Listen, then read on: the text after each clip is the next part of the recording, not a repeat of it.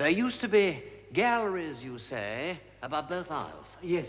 Hideous, cumbersome things. Victorian, they ran across the aisle windows. Blocked the light dreadfully. You couldn't see the upper tracery. Yeah, when were they removed? I had them pulled down 10 years ago. But until then, who used them? Oh, school children, old folk. I see. Oh, and of course the servants from the manor. Just before the war, when Sir Henry and Lady Thorpe were married, where did the servants sit? Oh, exactly there. It fits. It fits, Bunter, between the cherubims in the south aisle. We've had the painters up there since then. If there'd been anything there, I'm sure they would have found it. Not if my idea is correct, Mrs. Venables. Here you are, my lord. Just splendid. Bunter, give Harry a hand with the ladder, would you? There we are. Oh, thank you. The wood is pegged, sir, is it not?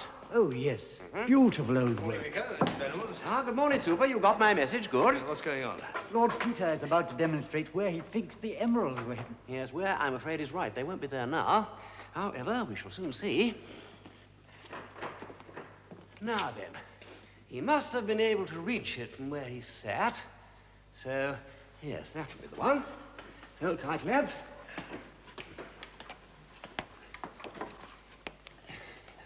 Yes, here we are. Now then, wriggle it gently. And away she comes, leaving a nice little cachet inside the beam.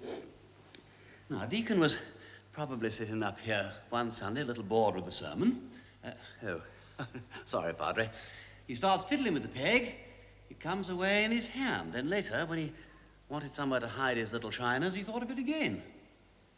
Well, it'll be quite a deep hole because it's empty. And there it's not. By Jove. Well, I'll be... The emerald. Bless My heart. And it was all over before his reverence said, "Here endeth." Catchery.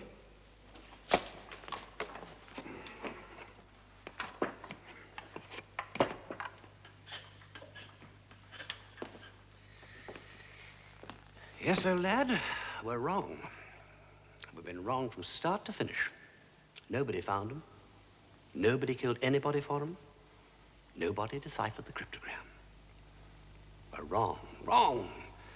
Out of the hunt and wrong. But at least we got the emeralds. Beastly things. They killed Grandfather. They practically killed Daddy.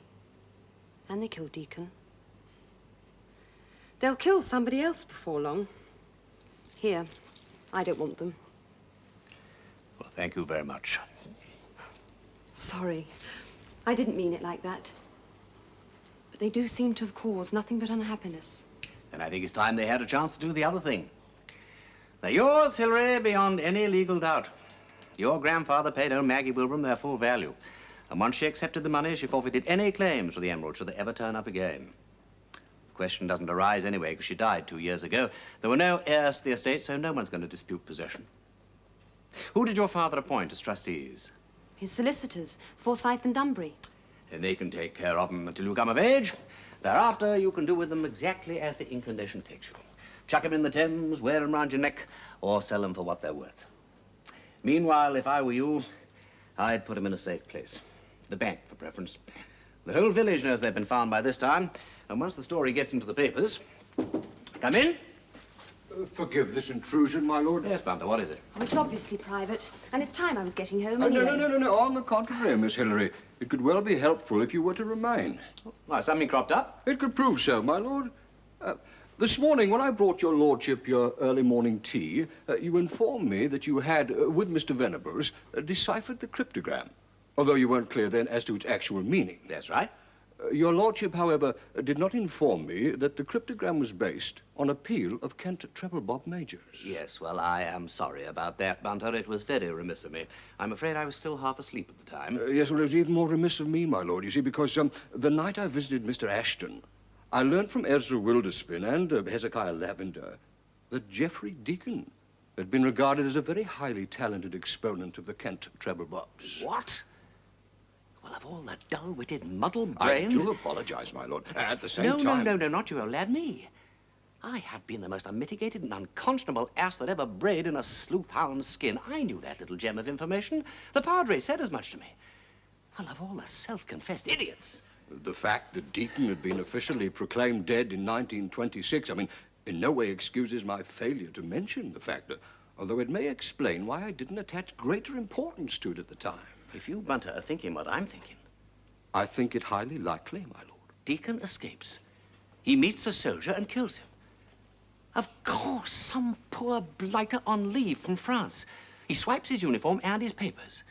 He dresses the body in his own convict clothes, shoves it down the Dean hole and gets clean away to France.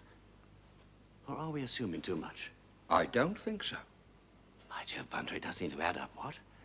I mean, here we have a wanted murderer with no military training, in fact, little or no knowledge of the war whatsoever, effecting an escape, which brings him straight to, of all places, the Western Front. The shock awaiting him must have been indescribable. He's wounded. Suzanne Legros finds him. She hides him, nurses him, marries him, bears him children, and he settles for the life of a farmer. But he is biding his time.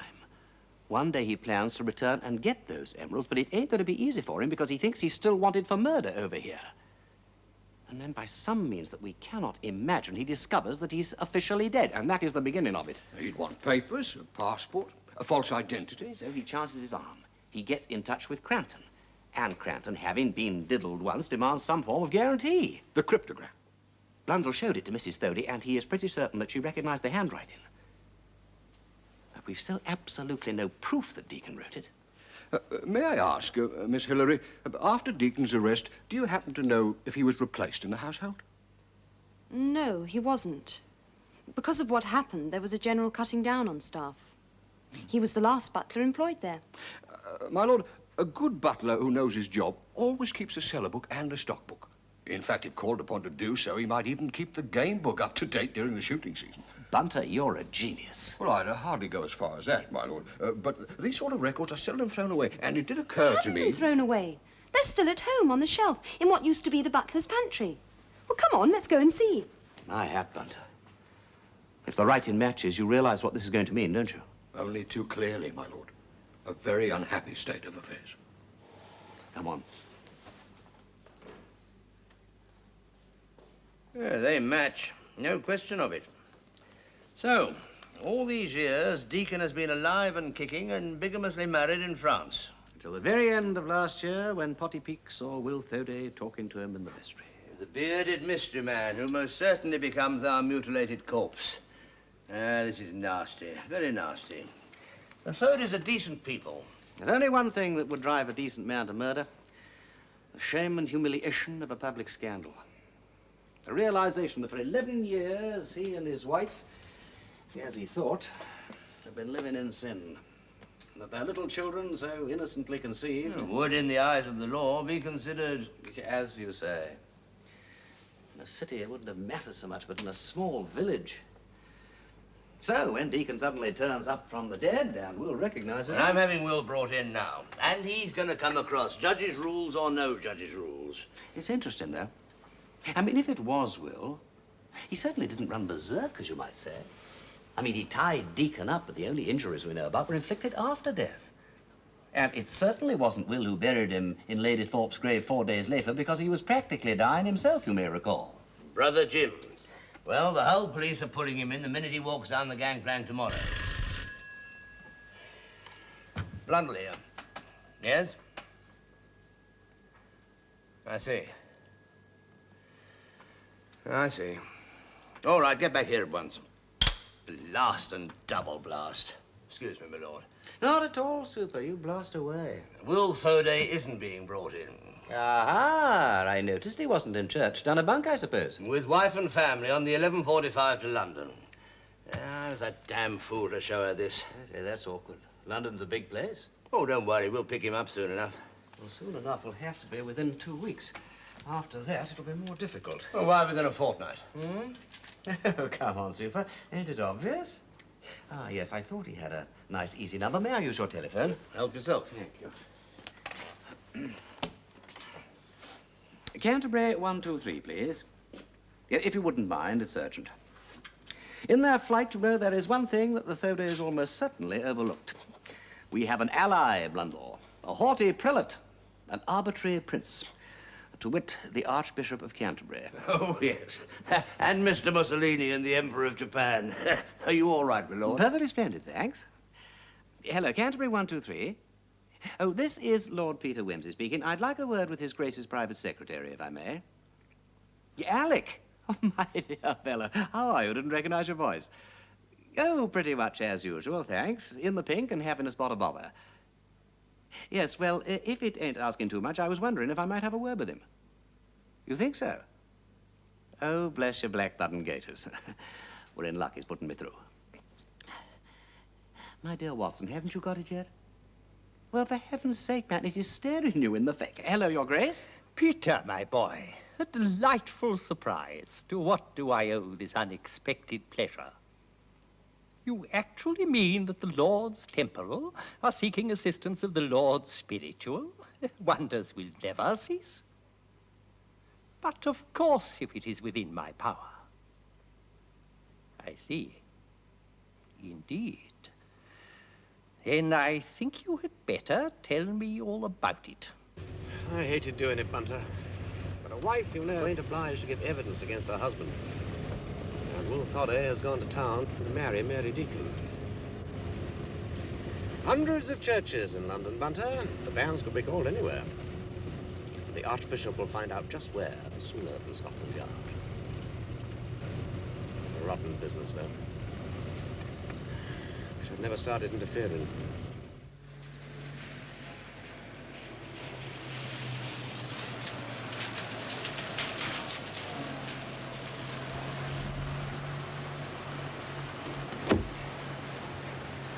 I don't care at all for the look of that, do you?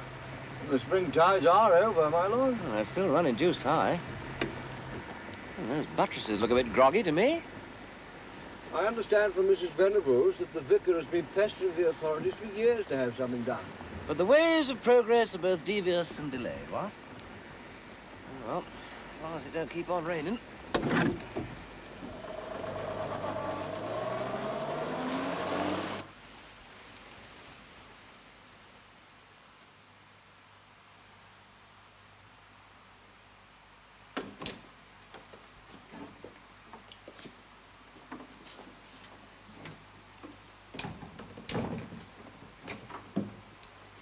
Thank you, Sergeant. What's this all about? Well, I must say, Mr. Crampton, you're looking a mite better than the last time we met. I told you I never had those shiners last time we met. It looks as though we didn't happen to believe you, doesn't it, Nobby? Sit down, Crampton. Most obliging of you to come along like this. Well, I didn't exactly come along, as you might say. I wasn't left with much alternative. Why shouldn't you come? Nothing to hide, have you? I'm a sick man. You ask the doctors down at the infirmary about my heart. Look, I've already told you everything. Why do you have to keep going on? Nothing to do with us, old lad. Chief Inspector Parker here. May I ask you an impertinent question, my lord? If you don't mind receiving an impertinent answer. Is it true that you and the Chief Inspector here are brothers-in-law? As a matter of fact, it is, yes. Hence the cooperation. I see. Not at all. Simply that my sister Polly... Yes, we won't go into that now, Peter. Yeah, right, here. You want to know why you're here, Crampton? All right, I'll tell you.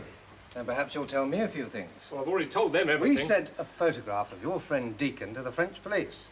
Suzanne Legros has identified him. Now, when did you learn that Deacon was still on deck? I told you the whole story, my lord, and that's the truth.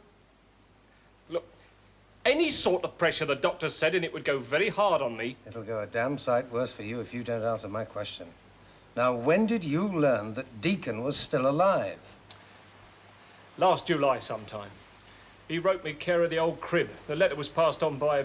never you mind. Gammy Pluck. I name no names. But I got it. As soon as I came out, it gave me a hell of a shock. Did he mention how he found out he was officially dead? Pure chance. An old English newspaper lining the bottom of a drawer. If he hadn't found it, he'd still be tilling French soil.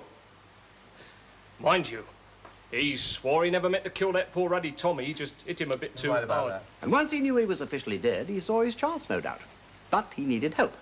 So he asked you for money and for a forged passport. Which you supplied. Cranton, I'm going to give you one last chance. Yes. I must say you surprise me, Nobby.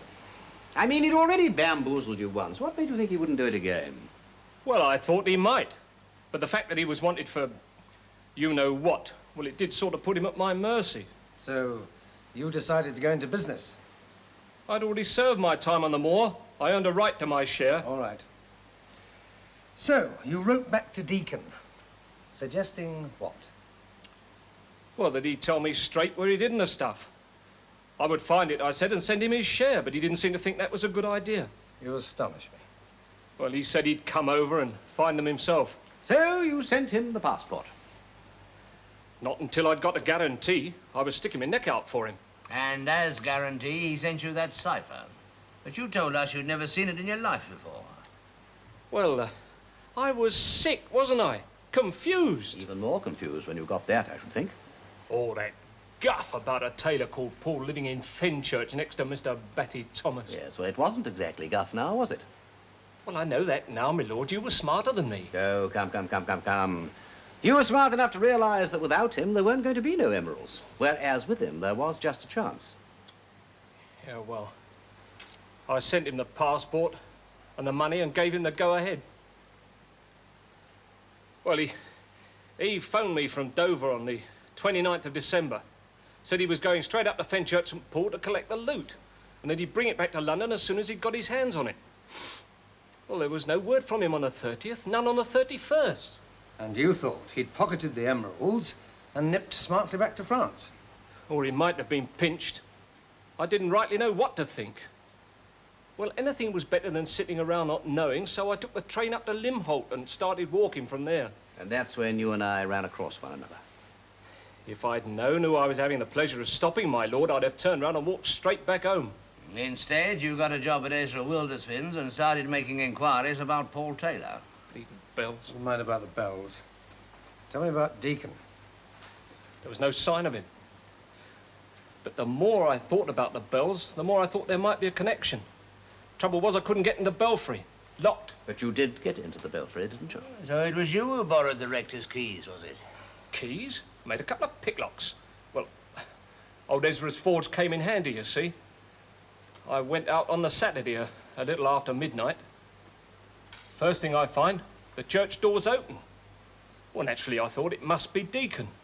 I'll just give him a bit of my mind, I thought, for not keeping me posted. So in I went, quiet-like, and I found my way into a place with a lot of ropes in it. Very nasty they looked. And then there were some stairs leading up into another room with more ropes. And then some more stairs leading further up. So up I went. And when I got there, well, I don't know how to describe it. There was a queer feel about it. Pitch black, beast of a night it was, and it was raining like hell. But I have never met anything like the blackness in that place. I felt as if there were hundreds of eyes watching me. You've got too much imagination, Cranton. That's your trouble. No. You wait, Charles. Just wait till you get stuck in a belfry alone in the dark. Bells are like cats and mirrors. They're always queer. It don't do to think too much about them. You go on, Nobby. Well, I didn't know where to begin. I don't know the first thing about bells or how to get them or anything. And all this time, there was no sign of Deacon? No, I couldn't think what had happened to him. I was just taking a look round with the torch and there he was. Dead? As a doornail. He was tied to the bell frame. And the look on his face, I never want to see a face like that again. Like what? Like he'd been struck mad and dead, all at one go. There was no doubt that he was dead. You've never seen anyone deader. And cold. I just touched him. I don't know what killed him. I was just looking to see when I heard someone coming up the tower. Well, I didn't wait. I legged it up the ladder. There was a sort of hatch at the top leading onto the roof. I squatted in there and sat tight. And I heard this fella. And who was it? Well, how the hell do I know? I was up on the roof. But I could hear him shuffling about. And once or twice I heard him say, "Oh, my God," in a moaning sort of voice. And then there was a bump. And I reckon that he'd lifted the body and was carrying it down the stairs. Well, whoever he was, I didn't envy him the job of getting that stiff all the way down that blessed tower. What happened then? Well, I waited till I couldn't hear him anymore. And then, below me, up the far end of the graveyard, I saw a light. Hello, I thought. There's dirty work going on here. So down I came, and I ran. Golly, how I ran. And then I stumbled and fell into that blasted dyke. Cold. It was like an ice bath. But I got back to Leamholt in the end, and I caught some rotten milk train back to town. And that's it, is it? The whole story?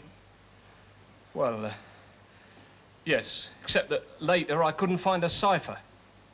I thought I'd dropped it on the road, but if you found it in the belfry, it must have fallen out of my pocket when I pulled the torch out.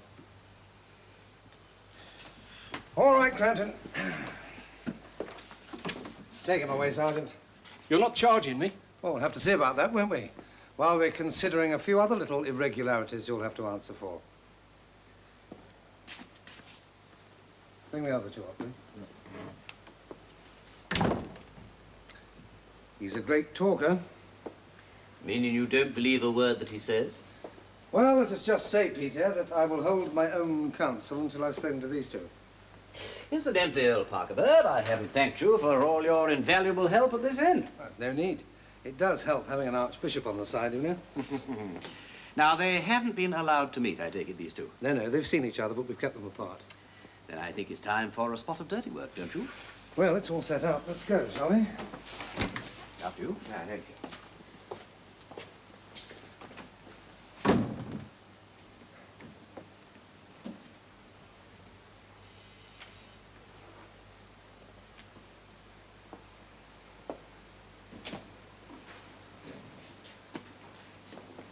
Come in, gentlemen. It's James and William Thodey, right? Thank you, Sergeant. Well, sit down.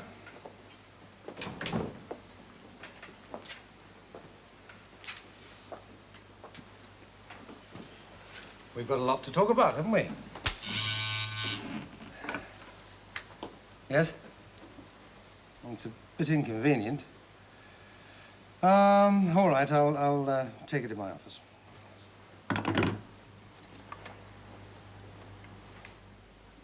Sorry about this, it won't take a moment.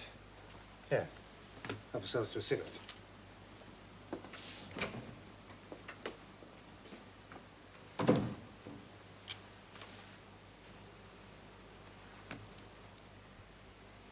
Well, William, Well, James, how much they know? I don't know, but I've got a feeling pretty well everything. In that case, you better let me take the blame. I'm not married, and there's Mary and the little ones to be thought of. But in God's name, man, couldn't you got rid of the fellow without killing him? Well, I was just going to ask you the same thing. I mean, it wasn't you? Well, of course it wasn't me. Well, you'd been a fool to do it. I'd offered the brute £250 to go back from where he come from. If I hadn't have fell ill, I'd have got him away, and I thought that's what you'd done. And then when I saw him coming up out of that grave like Judgment Day, I wished you'd killed me alongside of him. But I never laid hands on him, Will. Not till after he was dead. I saw him there, the devil, with that ghastly look on his face. But I never blamed you for what you'd done, Will. I swear I never blamed you, only for being such a fool as to have done it. And when I come to bury him, I'd broken his face with my spade. And I cut off his hands with my jackknife. That was the worst part, but I couldn't risk leaving him in that mark in case he was found. He was found, all right. Well, it was just cursed bad luck, that grave being opened so soon. Well, I might have done better to throw him in the 30-foot drain, but it's a long way to go hunting a dead man. See here, Will. If you didn't kill him, and I didn't kill him, well, who the devil did? Well, gentlemen, we've been eavesdropping on your conversation. I left this intercom system switched on. We heard every word. Just as well, really. Sit down. It seems that you two have been suspecting each other and shielding each other. Well, now that we've got that clear, I think we ought to hear your stories. Yours first, Will, I think. I don't know where to start. Why not start with the night of December the 30th? Oh, he went out to sea to tend a sick cow. I thought I saw a light in the church, so I went to have a look. There was somebody there in the vestry. So I crept up on him very quiet-like, and I see him put something down on the vestry chest with a revolver. And then he tried to lug out Harry go to bed's ladder. Since the fellow was obviously up to no good, you grabbed the revolver and said, hands up in the approved style. And the man was Geoffrey Deacon. He carried this great scar on one hand, see, where he fell down one day when he was carrying a tray with a glass jug on it. I knew it was Deacon, all right. He knew me. He laughed. Well, the bloke once married my wife, he said. Well, I knew what you meant by that. So I struck a devil's bargain with him. I said I'd hide him, give him some money to get out the country. But it takes time to draw out £250. Well, Deacon was a murderer, so temporary-like, I locked him in the cupboard where they hang surplices. Then you had the idea to hide him in the belfry. So you went to visit Mr. Venables, borrowed his bunch of keys while he was getting you a glass of port, and went back to the church. I unlocked the tower, got a bit of old bell rope, and got Deacon up into the belfry at pistol point. And then? Then I tied him to the bell frame, I tied his legs, tied his arms above his elbows so he could move his hands. Well, I didn't want him to starve, see? You know, a bit later on, I brought him some bread and a couple of bottles of beer. How on earth were you going to get him out of the country? Well, I fixed that next day with the skipper of a small Dutch freighter, a man I knew through Jimmy. That was New Year's Eve, the day that I turned up like a bad penny. And the night that he got taken ill. It was 2 days before I was well enough to talk to Jim, when Mary went out. But even then, I didn't mention it with Deacon. I just said there was a poor wretch in the belfry, starving and bitterly cold, and that I was to get him away. So, up the tower I went that night, and I found Deacon, dead. You recognized him? Like Will says, by the mark on his hand. That must have been a bit of a facer for you. I mean, you know, leave just up, due to rejoin your ship. Blood is thicker than water, my lord. I knew that Lady Thorpe was being buried the next day, Saturday, so the next morning I packed my things, said goodbye to Mary, and pretended to go off to Hull. Instead, I caught the train to King's Cross. I emptied Deacon's pockets, burnt his passport and everything in the fire in the waiting room. Then I sent a telegram to my company saying I'd been ill and I'd be a day or so late joining the ship. That evening, I caught the train back, and that night, buried Deacon in Lady Thorpe's grave. Doing your best to make the body unrecognizable. I chucked Deacon's hat and the pieces of rope Will had used to bind his hands down the well. And forcing, with the tip of your jackknife, the very simple latch on the Venables scullery window, you dropped the keys back onto the shelf inside. All of which, the whole operation, I mean, must have taken the very greatest courage and devotion between brothers. A rare, in fact, a very rare thing. Mary and the little ones, They're quite safe, Will, rest assured. There's nothing I'd like better than to make an honest woman of her. And so you shall, Will, lad. With Chief Inspector Parker's kind permission, I feel sure that with a special license, a ceremony can be arranged tomorrow at St. Andrew's, Bloomsbury, at which time you gain a legal wife, And we, for our part, are still left with the intriguing question. Precisely who did kill Geoffrey Deacon?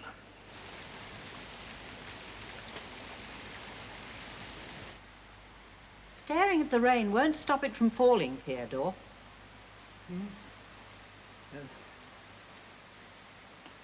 No, dear, it won't.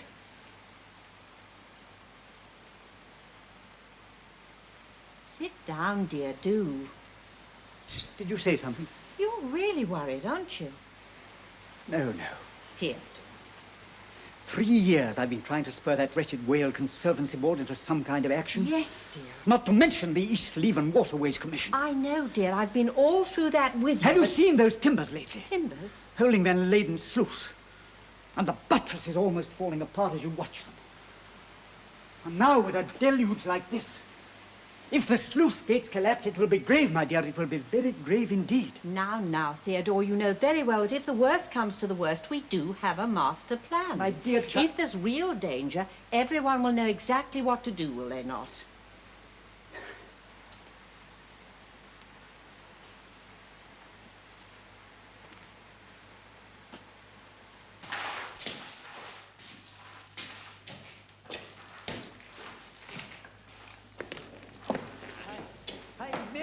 The danger from the pulpit last Sunday, and I published a warning in the magazine. The entire parish has been alerted, as it were. And if the floods do come? Well, the church, being on high ground, will be our sanctuary, our ark, as you might say. And do the animals come in 2 by 2? Oh, the cattle, sheep, and pigs will, I fear, have to take advantage of the graveyard. The grazing is very good. I think you're doing magnificent. Men's sleeping quarters on the Canterbury side, women and children on the Deccan side. As you see, my wife's the real manager. Marvellous head for organization. Hilary, dear, did you get hold of Mr. Tebbit? Yes, he's bringing up 6 casks of beer and all the bottle stuff he's got. Lord Peter? I was going to ask if you could possibly spare Mr. Bunter.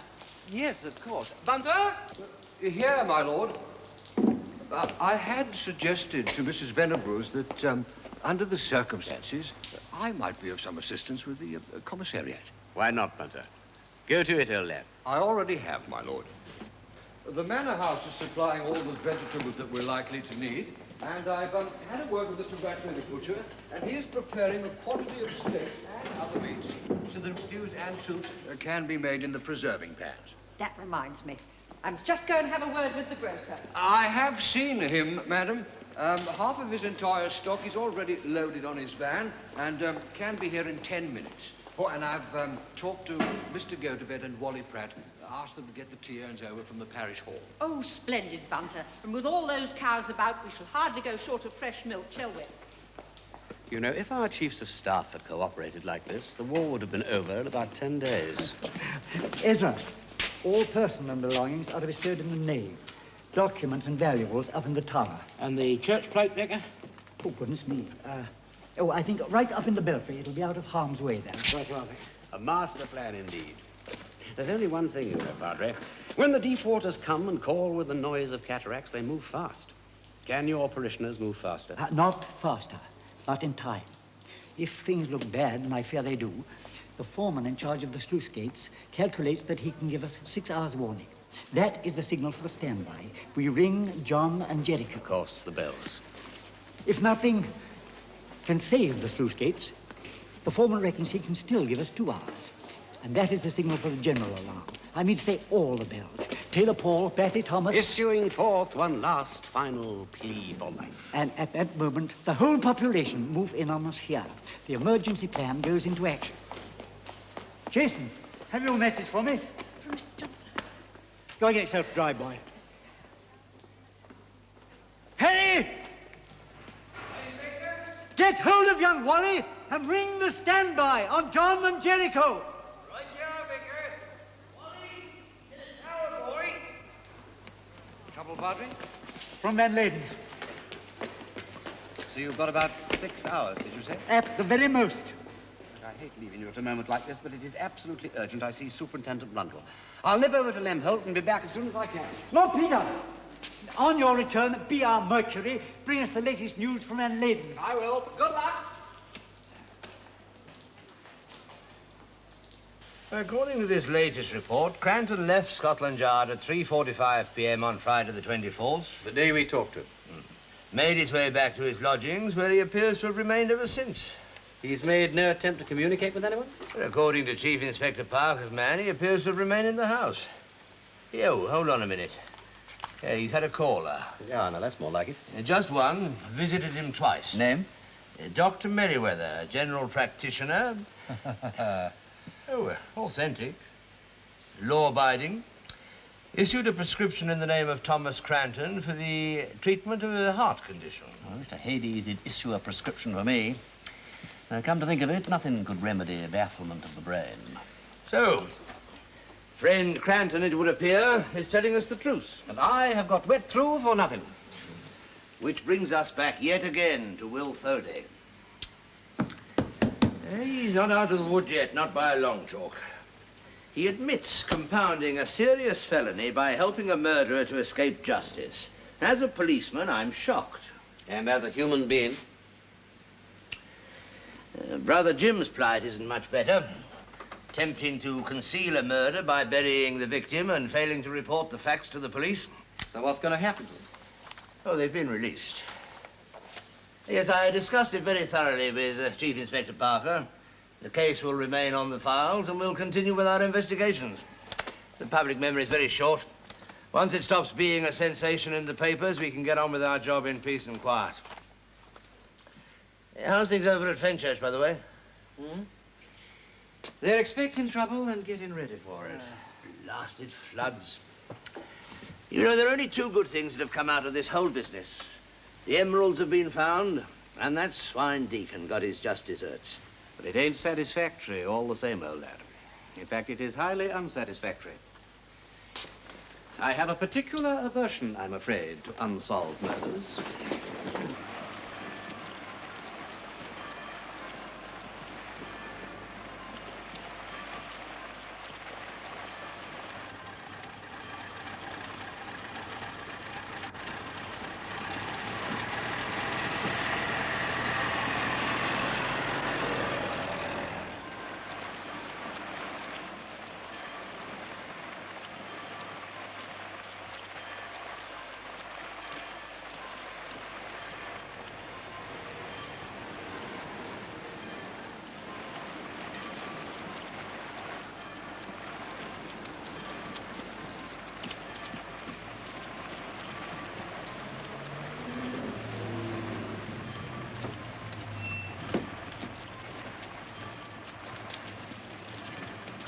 God, you're here, my lord. The sluice gate. She's going. What? Warn him at St. Paul. There's no time to lose. Can I send you more men? No. A regiment wouldn't do no good now, my lord. Please hurry.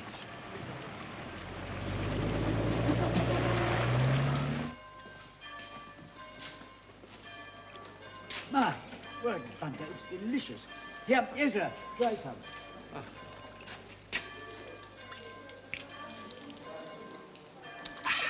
That's right. You must show my missus how that done, Mr. Butler. A very simple recipe, Mr. Wilson.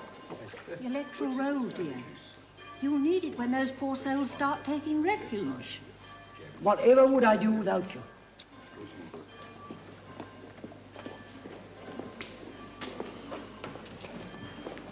Hello, Harry. You'll find Mary over there by the lectern. Ah, Mercury. Lord Peter, what news? Bad, I'm afraid.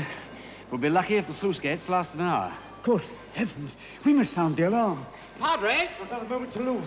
You must go back. Get the men away quickly. They must not sacrifice themselves uselessly. My lord!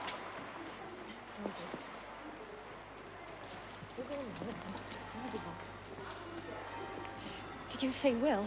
Is he safe? For the moment, Mrs. Thody. Oh, we thought we'd best come back, see? In the circumstances, that was brave, if not wise of you. All went well in Bloomsbury, did it? Well, that's real this time. You knew all along, didn't you, that the dead man was Deacon? Well, I knew that was Jeff's handwriting when Superintendent Blundell showed me the letter. You knew he was dead? That's why you insisted on running away. To be married, that's all. To protect Will. Will's a good man. He hated Deacon. Oh, for what he'd done to us. You hated him, too. Me? What are you trying to say, Lord Peter? Later, Mrs. Thorday. We'll have time to talk later.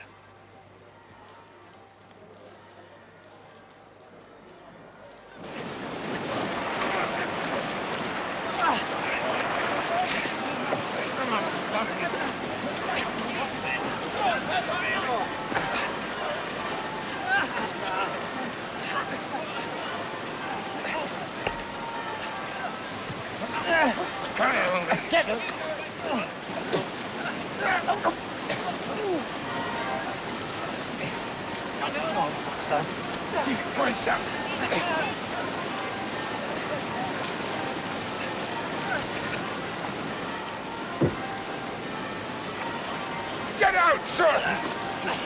Here, my lord. You're all to get out, do you hear me? Everybody out of here, and that's an order! Look out! Johnny!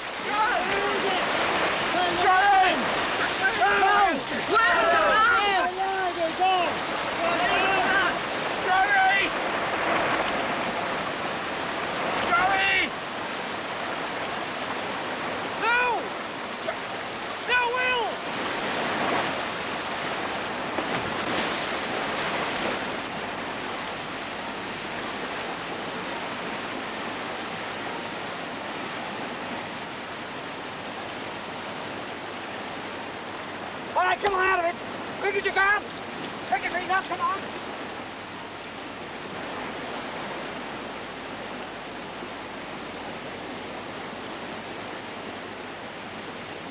Louisa Hitchcock, Obadiah Holliday, Evelyn Holliday, Alice and Kenneth Honeywood, Hilda Ibbott, Jocelyn Innocent, Francis Irons and family, Miss Farley Jarrett, James Jacob, Elizabeth and Sarah Jennings, Adam Peter, whatever's happened? Will Thurley is drowned. Oh, no. Jeremiah Johnson, Ernestine Judd, No, Arthur I'll break it to him. Judd, Millicent Keith, Marcia and Jason Knapp, Will Thurley is drowned. and Florence Kimber, Peregrine and Mary Lacey, Jane Merrick, The sluice gates will collapse at any minute. Let the vicar know. I'll be acting as lookout if you need me out the tower. My lord. Harry and Ivy Wooden, What shall we do? Eleanor and Ruth Newell, Saul and Elizabeth Nottage, He didn't want Lillian to live. Oakley, He didn't want to live. Joss Stevenson, Ezra Wilderspin, Ezra Wilderspin, John and Sarah Yorath.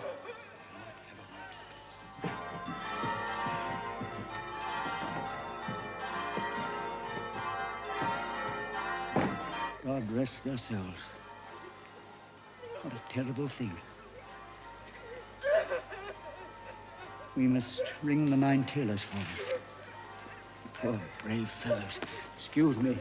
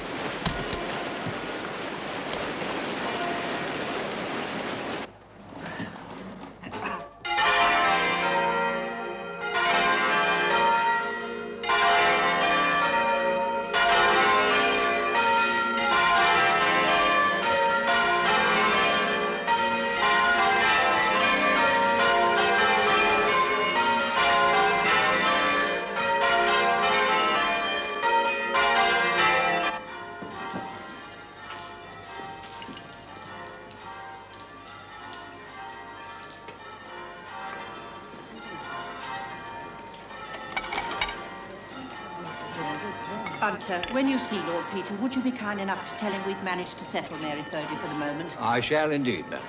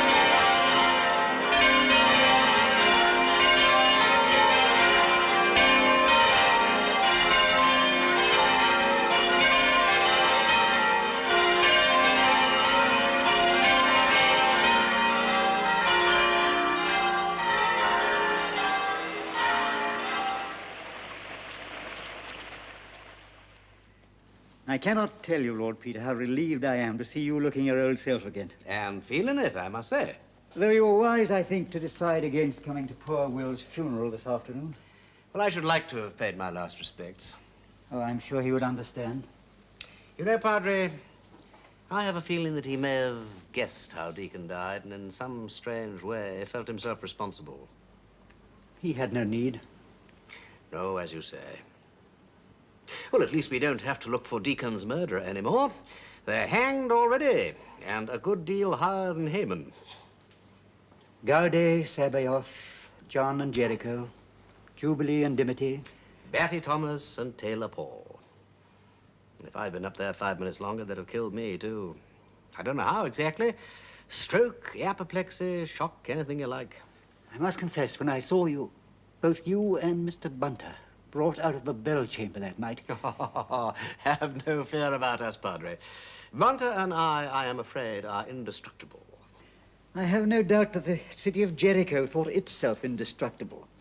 But you may recall that the sound of a trumpet laid flat the walls. And the note of a fiddle can shatter a glass. Yes, you're quite right, of course.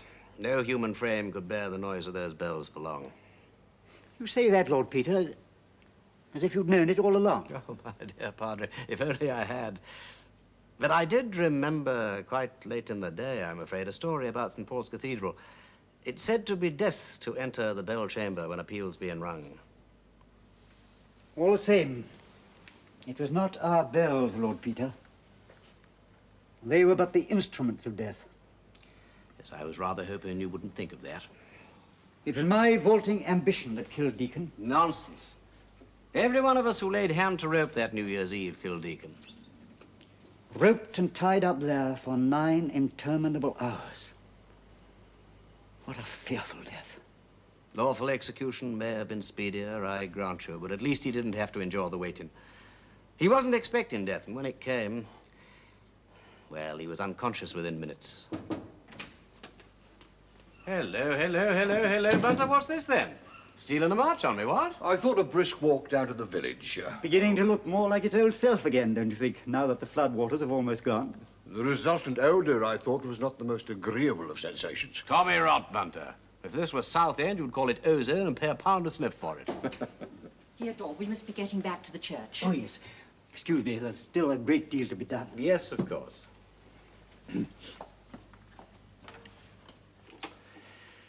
Well, Bunter? Well, my lord. A clear night. And the forecast on the wireless was good. Give it a few more days. And it came to pass at the end of 40 days that Noah opened the window of the ark which he had made. And he sent forth a raven, which went forth to and fro until the waters were dried up from off the earth. Also he sent forth a dove from him to see if the waters were abated from off the face of the ground. But the dove found no rest for the sole of her foot.